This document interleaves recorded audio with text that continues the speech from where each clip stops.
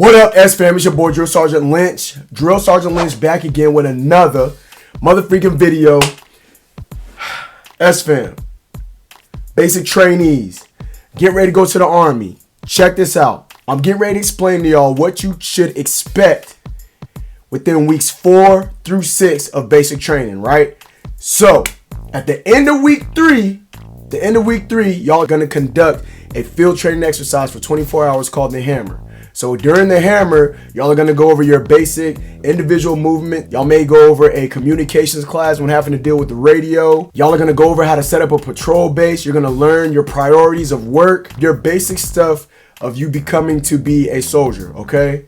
I had the great responsibility and the opportunity to instruct the individual movements class, right? So I refreshed the trainees and I also taught them how to do the low crawl, the high crawl, and the 3 to 5 second rush. Okay, it's really simple stuff. These are the tactics that are going to help you to react to basically kind of start to get you to react to contact and to escape the enemy or do whatever you got to do to get away from the enemy and seek cover. You learn about cover, you learn about concealment, what the differences are, all that good kind of stuff. When you should actually do a low crawl, when you should do a high crawl, and when you should do a 3 to 5 second rush. That's what I specialized the end of the week 3 of the hammer. So after the hammer is complete, week 4 and week 5, basically jumping into rifle marksmanship, right? Week 4, all your basic rifle marksmanship, learning how to group and zero and then qualify with your backup iron sights on your M16 or your M4. Now my company has the pleasure of having the old M16s. They're longer, they're a little bit heavier, but initially they're a little more accurate than the M4s, but since they're longer. So it just kind of depends on the trainee and how they zero their weapon and all that good kind of stuff. We do a lot of bore lighting and bore sighting. We take this little, it's kind of like a laser pointer. We put it in the barrel and we make sure everything is lined up and good to go there. So just some good stuff that we learn how to do in weeks 4. Week 5, that's when they actually move into zero grouping and qualifying with their close combat optics, their CCOs. Now the CCOs is a little sight, if you will, that you put on top of the weapon. There's a little red dot reticle on there that you can brighten up and dim and make sure that you're accurately hitting your target. It's a pretty cool thing. They also practice shooting, qualifying, grouping, and zeroing with their masks, their gas masks at this time. So earlier this week we had to take the trainees to the simulated training, the EST. Now I love going to the EST because the EST, from the EST, I can look to the left caddy corner and I can see my current company where I do basic training at, where I'm a drill sergeant at. When I look over to the right, I can see my old building of where I went to basic training at. So it's always a good thing whenever I get to take the trainees to the EST. So moving on from there, that was week 4 and week 5. So at the end of week 6, we're gonna start our second field training exercise, which is the anvil, okay? So during the anvil, we're gonna be reiterating on these classes that we initially taught them, but they're gonna be doing it on their own this time. There may be a couple extra things that we're gonna throw in there. We're probably gonna teach them how to react to contact, react to indirect fire, do a squad attack, all that good kind of stuff, squad ambush, all that good kind of tactical stuff, which is fun. It's very informative. I like doing this kind of stuff, so good thing there. So let's talk about how the trainees are interacting with each other, okay?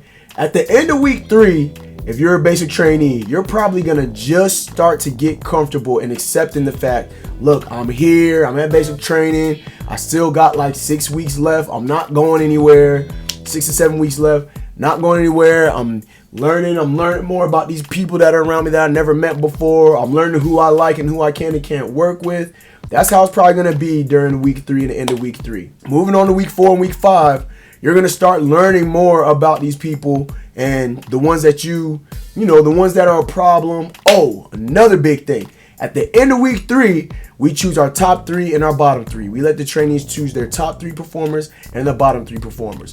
From there, the top 3 performers, nothing really happens. Maybe we might put them in a position of trainee leadership, if you will, where we might designate them as a squad leader or a platoon guide or something like that. Now, the bottom 3. the ones who the trainees choose, who performs the weakest, who's the less cooperative, not a team player, just annoying. Even if they just annoy him and they can put something down there, whatever the case may be, depending on how many trainees choose a specific person, that's where we go from there, and we switch and swap them throughout the different platoons. So I highly advise you, if you're going to basic training, think about teamwork. Think about how you treat your peers. It's peer evaluation. Your peers evaluate you, and if they don't want you in your platoon, they can choose, hey, we don't want this trainee, we don't want this one on our team with us, and we'll move you out of there. So be cooperative, move with a freaking purpose, talk to people respectfully and with dignity, all that good stuff. Just do the right thing, and you should be good to go. You do the wrong thing, your peers can kind of vote you out, if you will. At this point in time, S-Fam, these trainees is getting pretty critical. They don't want to work together as a team. I'm fussing constantly at these trainees because I'm steadily telling them you're not going to be successful unless you work together as a team. I got trainees coming to me complaining about other trainees who they're not sharing the freaking dryer. I had my clothes on top of the dryer to go into the dryer next, and this guy came in and put his clothes in there before mine, cussing at me, telling me that I'm a little B-word. I'm fussing about some clothes, a few shirts and socks I didn't put in the dryer on time, complaining about trainees pulling them out of their bunks at nighttime. Crazy stuff. There's no proof. We don't know. So we're finding out information about it. But a lot of crazy stuff is freaking happening. I got trainees who are not working together as a team. I specifically put them together in a battle buddy team so they can try better to work together. I want them to understand the meaning of teamwork and what it's all about.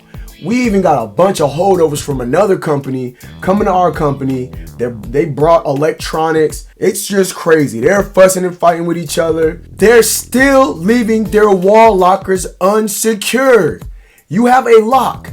You have a locker and a lock. A combination lock. You leave the combination lock unlocked.